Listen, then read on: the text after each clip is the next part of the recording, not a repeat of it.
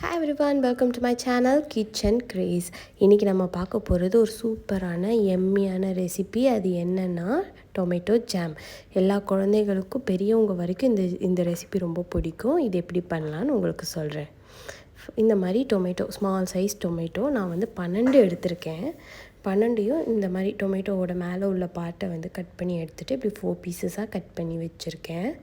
இதை கட் பண்ணி வச்சுட்டு ஒரு மிக்ஸி ஜாரில் நம்ம அது எல்லாத்தையும் ஃபுல்லாக போட்டு நல்லா அரைச்சி எடுத்துக்கலாம். சும்மா வெறுமனே அரைச்சி எடுத்துக்கலாம்.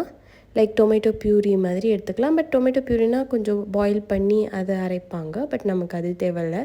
நம்ம பச்சையாகவே டொமேட்டோவை கட் பண்ண உடனே அதை நம்ம அப்படியே மிக்ஸி ஜாரில் போட்டு அரைச்சி எடுத்துக்கலாம். நான் அந்த 12 குட்டி தக்காளியாக நான் எடுத்திருந்தேன். ஸோ அதனால் அந்த 12 தக்காளிக்கான அளவை நான் சொல்கிறேன். நம்மளுக்கு தக்காளி அளவு இல்லைனாலும் இந்த ஜூஸ் எடுத்து நம்ம வடிகட்டினதுக்கப்புறம் எத்தனை கப் வருது அப்படின்னு நம்ம அளந்து எடுத்துகிட்டு அதுக்கேற்ற மாதிரி நம்ம சுகர் சேர்த்துக்கலாம். இப்போ நான் அந்த அரைச்ச தக்காளி பழத்தை நல்லா வடிகட்டி எடுத்துக்கிறேன். ஏன்னா அதில் கொட்டை அதுக்கப்புறம் அந்த வடிகட்டி எடுத்தால் தான் அந்த ஜாம் நல்லா பர்ஃபெக்டாக வரும். ஸோ நல்லா இந்த மாதிரி அதை நல்லா வடிகட்டி எடுத்துக்கோங்க. வடிகட்டினா நம்மளுக்கு இந்த மாதிரி டொமேட்டோ ஜூஸ் கிடைக்கும்.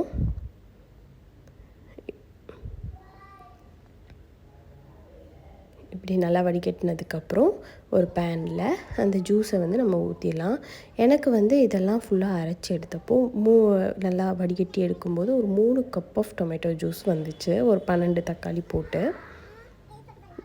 நீங்கள் உங்களுக்கு எவ்வளோ ஜூஸ் வருதோ அந்த கப்பு அளவு நீங்கள் எடுத்துக்கோங்க. எனக்கு 3 கப் வந்துச்சு. எனக்கு 3 கப் வந்த அந்த தக்காளி ஜூஸை நான் பேனில் ஊற்றி நல்லா கிளறி எடுத்துக்கிட்டேன்.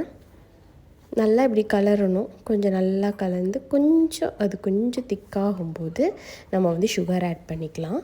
நான் 3 கப்பு தக்காளி ஜூஸ் வந்தனால நான் 1.5 கப்பு சுகர் ஆட் பண்ணேன். இப்போ நான் 1 கப் ஆட் பண்ணிவிட்டு லைட்டாக அதை நான் கலந்து விட்டுட்டு அதுக்கப்புறம் ஒரு 1/2 கப்பு சர்க்கரை போட்டு திருப்பியும் நல்லா கலந்து விட்டேன். நல்லா கலந்து விடுங்க. அதை நல்லா கலரி விட்டுட்டு நல்லா இப்படி கலரி விட்டேன். இப்படி நல்லா பாயில் ஆகி வரும். நல்லா இப்படி பாயில் ஆகி வந்ததுக்கப்புறம் நல்லா பாயில் ஆகி அப்புறம் கொஞ்சம் சிம்மில் வச்சே நீங்கள் பண்ணிங்கன்னா இந்த மாதிரி ஒரு திக்கான கன்சிஸ்டன்சிக்கு வரும். கொஞ்சம் நீங்கள் ஆற வச்சா இன்னுமே திக்காகும். ஸோ இந்த பதத்தில் நீங்கள் எடுத்துடலாம். எடுத்து வெளியே வச்சிங்கன்னா இந்த மாதிரி அழகான டொமேட்டோ ஜாம் ரெடி ஆகிடும். சாப்பிட்டா அவ்வளோ டேஸ்டியாக இருக்கும். எந்த ப்ரிசர்வேட்டிவ் இல்லாத டொமேட்டோ ஜாம் கண்டிப்பாக ட்ரை